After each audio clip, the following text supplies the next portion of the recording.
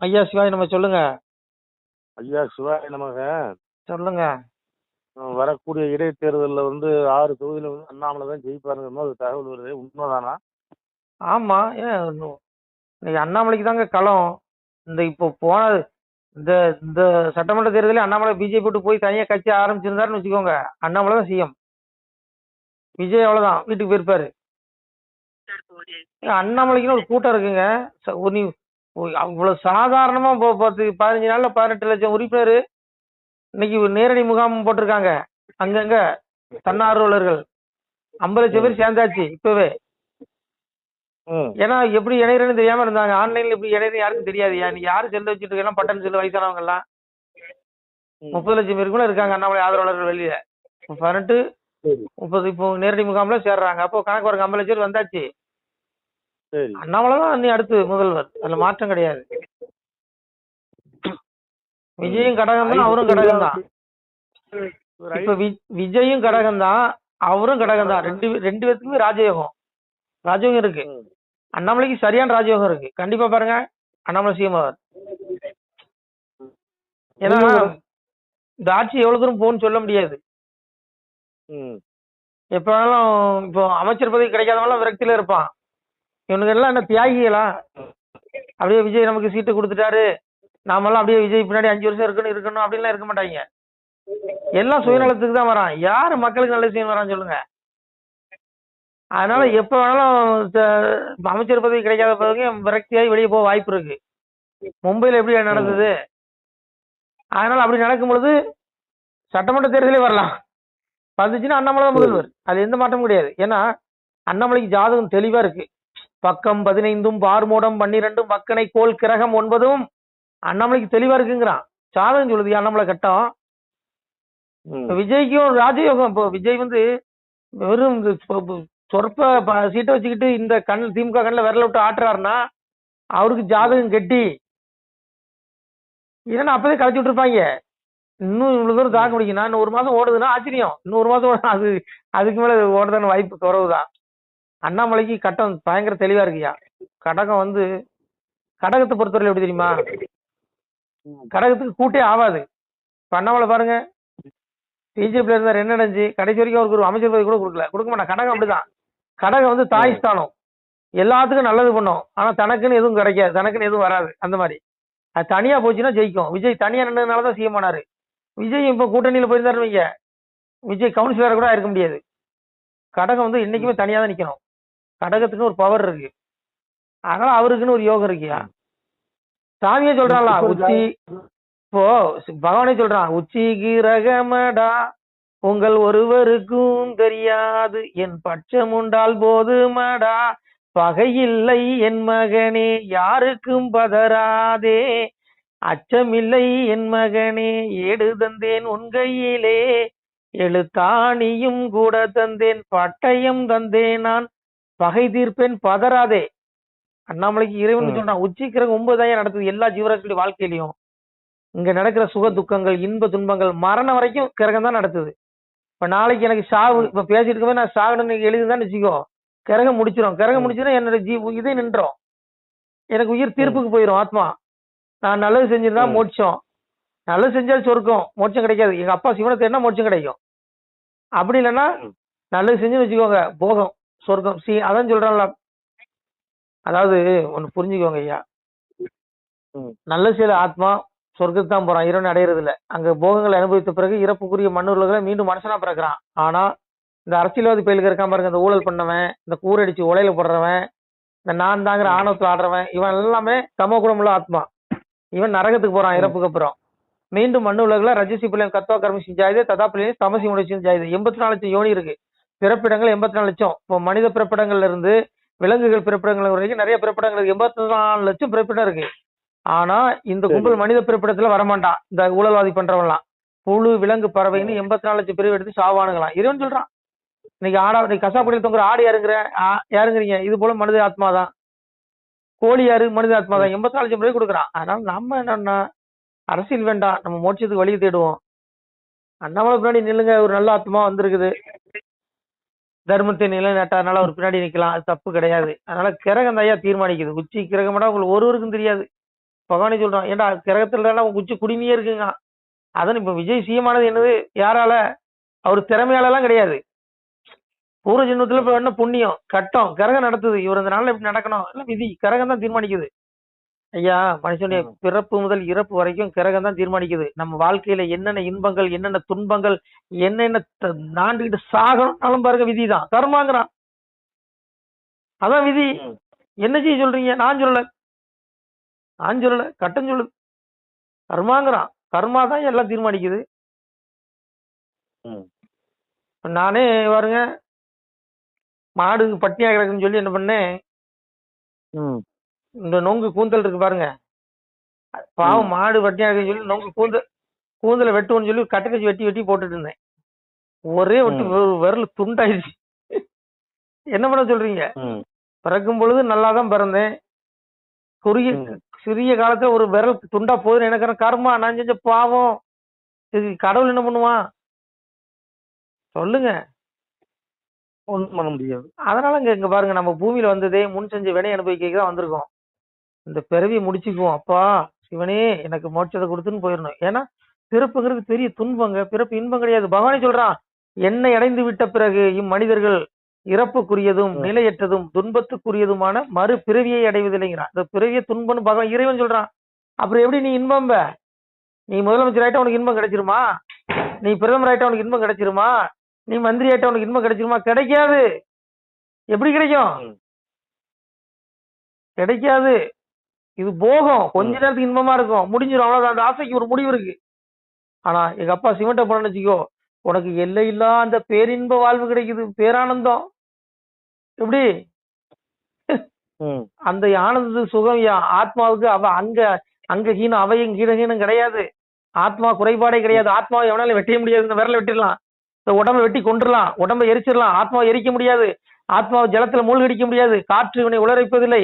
ஒரு 100 மாடி பில்டிங் இடிஞ்சு இந்த ஆத்மாவில விழுந்தாலும் ஆத்மாவுக்கு ஒன்றும் ஆகாது. ஒளி உடம்பு, அது ஒண்ணும் பண்ண முடியாது. அந்த ஆத்மா மோட்சத்துக்கு போச்சுன்னா அப்படியே அந்த எல்லையெல்லாம் அந்த ஆனந்தத்தை அனுபவிக்குது சிவ வீட்டுல. சொர்க்கத்துக்கு போச்சுன்னா என்ன கேட்டாலும் கிடைக்கும். கற்பக விருட்சம் என்ன, நீ என்ன கேட்டாலும் கிடைக்கும். போகும் சொர்க்கம். அங்க இன்னும் அங்கேயும் குறிப்பிட்ட காலம் தான். பூமியில இங்க வாழ்றதுக்கு நாள் கொடுக்குற மாதிரி அங்கேயும் நாள் கொடுக்குறான். உன் புண்ணியம் தெரிஞ்சோடனே இங்க வந்துருவோம் பூமிக்கு. அதனால நம்ம மோட்சத்துக்கு வழி தேடுவோம்.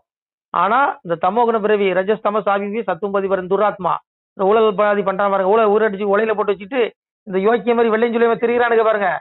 இவனுக்கு இந்த நாய்கள்லாம் என்ன பிறவி இவனுக்கலாம், அந்த நாய்கள்லாம் தமோகுண பிறவி நாய். இவனுங்களுக்கும் நரகத்துல அவ்வளவு தண்டனை இருக்குது ஆத்மாவுக்கு. அப்புறம் இறப்புக்குரிய மண்ணில 84 பிறவி, 84 யோனி பிறப்பிட இருக்கு, வந்துருவான். புழு விலங்கி நாயா பிறப்பான். அப்ப நாயில இருந்து அங்க செத்ததுக்கு அப்புறம் பன்னியா பிறப்பான். அங்க செத்ததுக்கு அப்புறம் மாடு ஆடு கோழி பன்னி விருட்சம் போயிட்டே இருப்பான். 84 பிறவி.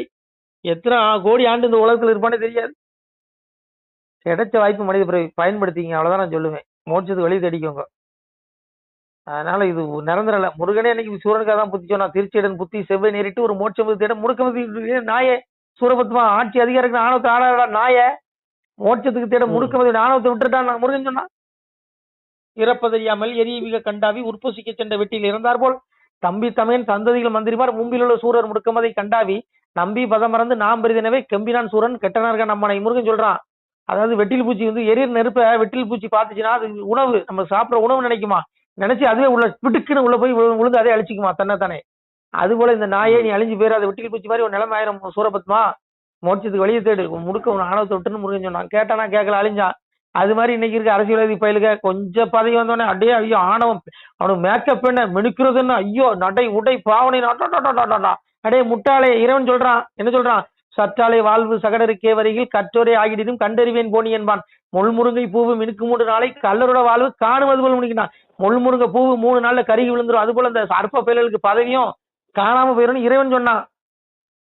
திருப்பரங்குன்றத்துல தீபம் ஏத்த விட மாட்டேன், மயில் கல்லு ஆணவத்தை ஆடுறேன். முருகன் என்ன பண்ண, அவன் விளக்கு அணைச்சிட்டானா, நீ முருகன் விளக்கு அணைக்க நினைச்ச, மொத்த குடும்ப விளக்கு அணைச்சிட்டா. நீங்க ஒத்த விஜய் உனக்கு கதற விடுறாரு. கேவலமான கேள்வியெல்லாம் கேட்காரு. கேட்டு தேவையானவனுக்கு என்ன ஆணவத்தில் ஆடினானுங்க, மயில் கல்லு. உனக்கெல்லாம் என்ன ஆணவம்? ஏன்டா கடவுள்கிட்ட மோதாதீங்கடா, மனுஷன்ட்ட மோதுங்கடா. இன்னும் இருக்கு இதெல்லாம் கம்மிங்க. நரகத்தில் தண்டனை இருக்கு, 4 பேர் வருது இல்ல. காலத்தை கணக்கிடுவதில் நான் காலன் தண்டித்து அடக்குவதில் யமன். சிவன் சொல்றான், கூட்டு போயிருவான் தீர்ப்புக்கு. அங்க என்ன சீட்டு போட்டு வரப்பாங்க. அங்க போய் நான் சிஎம்னு சொல்ல முடியுமா? நான் பிஎம் சொல்ல முடியுமா, நான் மந்திரின்னு சொல்ல முடியுமா? கொன்னு கொலை உரி விடுவான் ஆத்மா. இருக்கு நீ கொஞ்ச நாள் நீ கூட்டுருவான், இயற்கையா கூக்கு சாமி கூடுவான். அப்ப அங்க கணக்கு கொடுக்கணும். அப்ப தெரியும் இங்க பேசுற பேச்சுக்கெல்லாம் அங்க தீர்ப்பு இருக்கு. அதனால இங்க பாருங்க, அண்ணாமலையுடைய அந்த எளிமை, அந்த நேர்மை, துணிவு, பணிவு, அது வந்து இறை இலக்கணம். அவர் பின்னாடி மக்கள் நிக்கிறது நல்லது. அதனால 6 தொகுதியிலும் அவர் தான் ஜெயிப்பாரு. அதே போல 50 லட்சம் உறுப்பினர் இப்பவே வந்தாச்சு. இனி போக போக 1 கோடி உறுப்பினர் வருவாங்க பாருங்க. அண்ணாமலைக்கு கட்டம் நல்லா இருக்கு. கிரகம் தான் தீர்மானிக்குது. பார் பக்கம் 15 பார் மூடம் 12 வக்கனை கோள் கிரகம் 9. 9 பிடியில தான் மனுஷன் இருக்கிறான். புரியுதா உங்களுக்கு? ம். நம்ம எல்லாருமே கிரகத்தின் பிடியில தான் இருக்கிறோம். அதான் சாமி சொன்னா, வையகத்தின் வைகை வாசல் காவலாளி 9 பேர். 9 பேர் அங்கிருந்து பல உபகாரம் செய்கின்றாருங்க. பகவானே சொல்றான். இந்த வைகத்தின் 9 சிசிடிவி கேமரா மேல மாட்டி வச்சிருக்கடா 9 கிரகம். அவன் பிடியில இந்த மனிதர்கள் செய்யக்கூடிய பாவ புண்ணியம் எல்லாம் பதிவாகுதுங்கிறான். அதன்படிதான் அவனுக்கு நரகம், சொர்க்கம், மோட்சம் எல்லாம் அமையுது. இவனுக்கு என்னமோ நினைச்சுக்கிறான், செத்துக்கு அப்புறம் எல்லாம் முடிஞ்சிருது, நம்மள மெரினாவில் கொண்டு புதைச்சிருவான், அப்படியே நம்மளுக்கு மணிமண்டபம் கல்லறை கட்டிட்டா அப்படியே நம்மள எல்லாம் கும்பிட ஆரம்பிச்சிருவான்னு நினைக்கிறேன். அடே ஆத்மா அழியாதுடா, தீர்ப்புக்கு போவண்டா. பண்ணி நாயின்னு புழு விலங்கு 84 லட்சம் பிறகு கொடுத்துரும், கொல்லுவான்டா. திருந்துங்கடா, இறைவனை தேடுங்கடா. இது சிவ வார்த்தை, என் வார்த்தை கிடையாது. உன் உடம்பு முக்கிட்ட புழு தின்றோம் கொஞ்ச நேரத்துல, அங்க என்ன இருக்கு, எலும்பு கூட கொஞ்ச நேரம் மக்கி போயிடும். ஆத்மா உலகமே அழிஞ்சாலும் அழியாது. செத்தோடனே ஆத்மா வெளியே வந்துடும், ஒளி உடம்பு தீர்ப்புக்கு போவது. இவன் எவனா திருந்துறானா? கொஞ்சம் கூட அறிவில்லையா? எதுக்கு பிறந்தனே தெரியாம வாழ்ந்துட்டு இருக்கான். ஏன் நம்ம பிறந்ததே மோட்சத்தை அடைய இருக்குதாடா. வகுத்தான் வகுத்த வகையிலால் கொடி தொகுத்தாருக்கு துய்த்தல் இருந்து வள்ளுவனி சொல்றான். நீ 1000 கோடி ஊழல் பண்ணாலும் அதுல நீ எவ்வளவு அனுபவிக்கணும் இறைவன் எழுதிருப்பான், அவ்வளவுதான் நீ அனுபவிக்க முடியும். எவன் வந்து கூட்டு போயிருவாங்க வள்ளுவன் சொல்றான். கேட்டா வள்ளுவத்தை நாங்க தூக்கி பிடிக்கிறோம் அப்படி இப்படி உருட்டுவானுங்க. என்னடா வள்ளுவத்தை தூக்கி பிடிக்கிறீங்க? வள்ளுவன் கறி திங்க கூடாதுன்னு சொல்றான். கறி திங்காம இருக்கீங்களா அத்தனை பயில்களும்? சொல்லுங்க. கறிதுனா எவ்வளவு பெரிய பாவனம் எழுதியிருக்கான் வள்ளுவன், பக்கம் பக்கமா எழுதியிருக்கான். சொல்லுங்க. அருளிலாருக்கு அவ்வுலகிலே பொருளிலாக இவ்வளவு இந்த ஒரே என்ன அருள் இருக்கு? தன்முன் பெருக்கருக்கு பெருதுன்பார் எங்கன ஆளு அருள். உடம்ப வளர்க்கறதுக்கு அடுத்த சிவராசிகளை கொண்டு திங்கிறியடா பாவண்டாங்கிறான். எப்படி எல்லாம் உங்களுக்கு தெரியுமா? கேட்டா வள்ளுவன பெரிய அப்படியே வள்ளுவனை தூக்கி பிடிப்பானோ கொடியை பிடிப்பானோ. ஏன்னா வள்ளுவன் சொன்ன கடைபிடிங்கடா. விடுங்க, நமக்கு எதுக்குங்க நம்ம கூட பிறவி இங்கே போய் நாசம் போய் நேரத்துல போய் அழிஞ்சு சாக போறானுங்க. 80 லட்சம் பிறவில வர போறானுங்க. திருந்தினானுங்கன்னா பொழைச்சானுங்க. 80% வாழ்ந்துட்டானுங்க. ஒருத்தருக்கு 70 வயசு 80 வயசுங்க.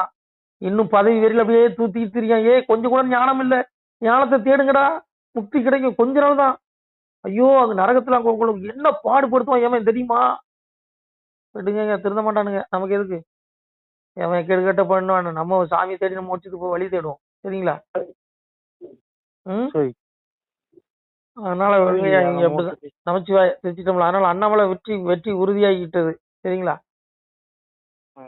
நீங்களும் சிவனை தேடுங்க, மோட்சத்துக்கு வழியை தேடுங்க. அரசியல பேசிட்டே இருக்காங்க. நமச்சிவாய திருச்சிட்டம்பலம். சிவாய நம. திருச்சிட்டம்பலம், தில்லையம்பலம், பொன்னம்பலம். சிவாய நம. உறவுகளே, சிவ அன்பர்களே, தற்போது தாங்கள் இந்த வீடியோவில் பார்க்கக்கூடிய இடத்துல ஒரு சிவாலய திருப்பணி ஒன்று நடந்து கொண்டிருக்கிறது.